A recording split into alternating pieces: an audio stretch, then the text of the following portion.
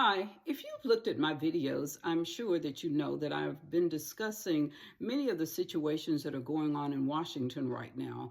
And one question that people always ask me is if I ever think that anyone is going to be held accountable for any of these situations. And I'm going to go over just a few of them, and I want your opinion. Do you think anyone will be held accountable? Or do you think criminal law in this country, or all of the laws, are just relegated to people like you and me, just regular working class people, and people in Washington get away with everything? Anyway, just let me know what you think about this. The first thing that I would like to discuss is the Epstein case. That's number one, because I hope that you heard today that a House committee has subpoenaed many of the former attorneys general to ask them about the Epstein case. Now, whether they will go or not, that's kind of up in the air. We don't know, but they have different dates in which they've been subpoenaed.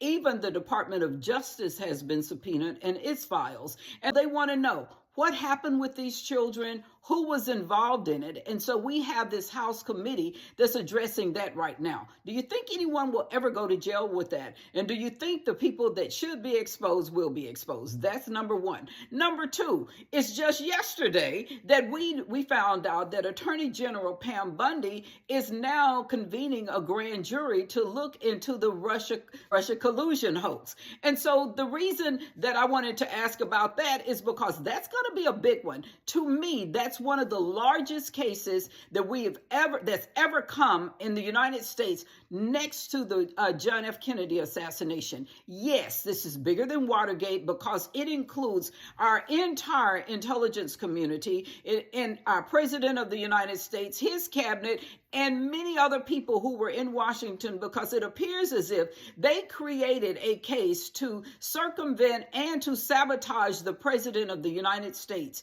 the newly elected President of the United States in 2016, which was Donald Trump. And so I wanted to ask about that. Do you think anyone will ever pay for that? And then the third thing that I'd like to ask about is the auto pen. Because now they're questioning, that President Joe Biden, there were people that used an auto pen for him. Now, that's not unusual. A lot of times people do use an auto pen for CEOs and even the President of the United States. What is unusual is we have to decide if President Biden was mentally capable of delegating that responsibility. And if he knew about every case himself, did he really know about it? Or did somebody just act as the President of the United States and start signing his name? Also, we have to find out if they were being paid to give people pardons. That's one of the allegations that's out there now. And then the fourth thing that I would like to ask about, will anybody ever pay for almost $40 trillion, or probably if the audits went through with everything, $40 trillion in all of the fraud and corruption that DOGE discovered in U.S. agencies? Anyway, let me know what you think about this, if you think anybody will ever pay for it, or are they spinning their wheels? And if not, just let me know what you think.